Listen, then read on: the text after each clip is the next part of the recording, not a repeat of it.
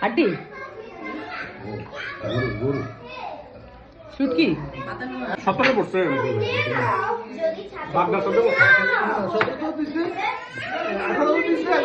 সবার পজিশন সুন্দর করে রাখো জিব্বা টিব্বা কম লেখি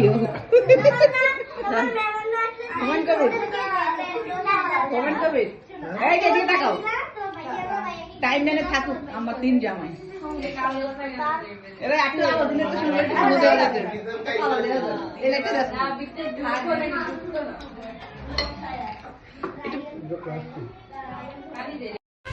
আনহারেন না মানে আমরা দিয়ে না করে নিতে থাকি নাকি আমরা ডাইটে আছি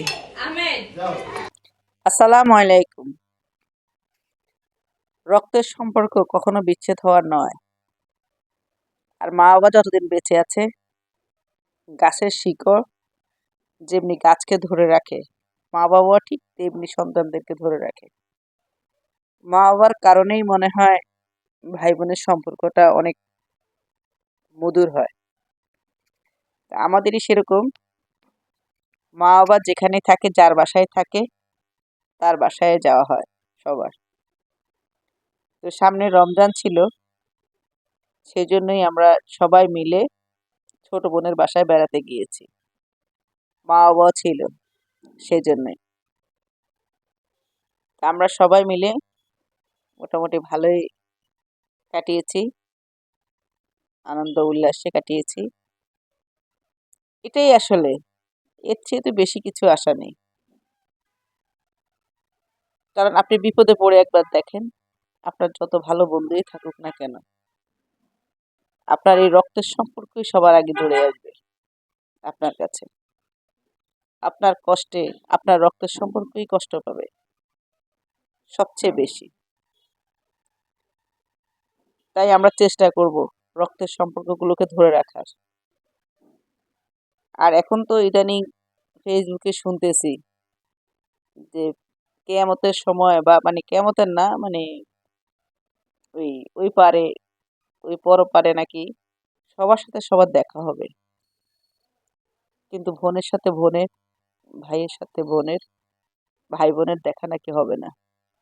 সেজন্য নাকি আল্লাহ এই দুনিয়ার সময়টাকে বন্ধ করে দেন। জানি না আসলে এই কথা কতটুকু সত্য, কতটুকু মিথ্যা। তবে আমাদের সবারই উচিত আমাদের ভাই বোনের সম্পর্ক ধরে রাখা। কোনো কিছু নিয়েই বিচ্ছেদ হওয়া ঠিক না। রাগ হবে, ঝগড়া হবে, মনে কষ্ট আসবে, আবার একসাথে হব, আবার একসাথে হয়ে যাব। এটাই সিস্টেম হওয়া উচিত। সবাই সবার কাছে যাব। কারো টাকা বেশি থাকবে, কারো টাকা কম থাকবে, এগুলো যেন আমরা মাথায় না নিই। কারণ টাকা পয়সা কখনো সুখ দেয় না, মনের আন্তরিকতায় আসলে সুখ দেয়।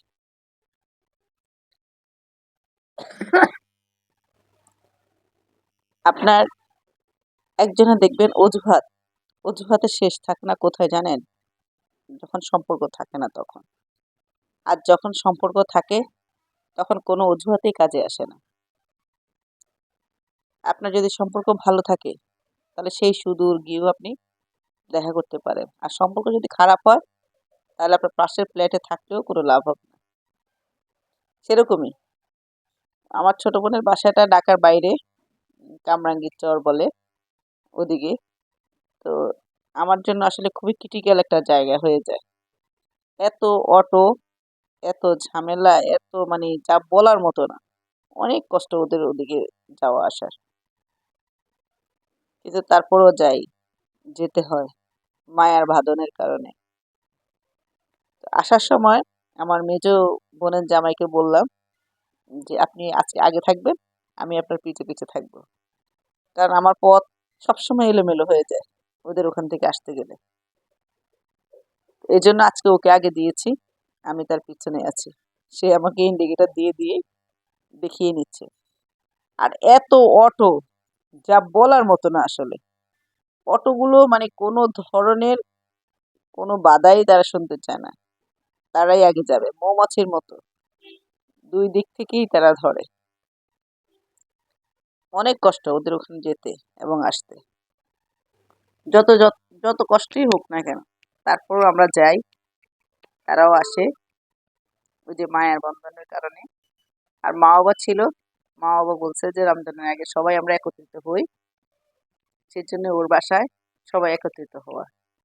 আর আসলে বাচ্চাগুলোও খুব প্যারা দেয়, 2 দিন বন্ধ হলে বাচ্চারা পেরেশান হয়ে যায়, কখন তারা তাদের খালামণির বাসায় মামনির বাসায় তারা যাবে, অস্থির হয়ে যায়। এবং অন্যগুলো ঠিক তেমনি, যে কখন আসবে কখন আসবে অথবা কখন আমরা যাব। এই যে বাচ্চাদের যে আনন্দ, এটাই তো বড়। আসলে ঢাকা শহরের বাচ্চারা কোথায় যায় বলেন? কোথাও দিয়ে তো আমরা আমরা তাদেরকে নিরাপদ পাই না। তাদের কোনো জন্য কোনো মাঠ নাই, কোনো পুকুর নাই, কিছুই নাই। সেজন্যই তাদেরকে এই আত্মীয় স্বজনের বাসায় বেশি বেশি করে নিতে হবে, এতে বাচ্চাদের মানসিক বিকাশ ঘটবে, বাচ্চারা শিখবে, ম্যানার্স শিখবে, স্যাক্রিফাইস শিখবে, অনেক কিছু শিখবে যখন সবগুলো বাচ্চা একত্রিত হবে। কথা শিখবে।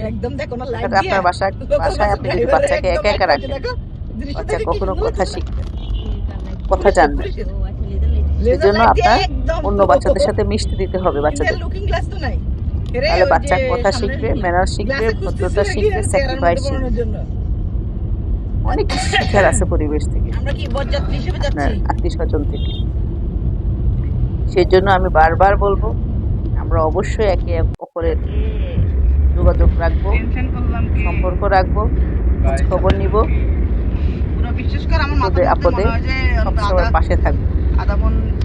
আপনারাও চেষ্টা করবেন একে অপরের পাশে থাকার, এই সম্পর্ক ভুলার নয়, ভুলে যাবার নয়।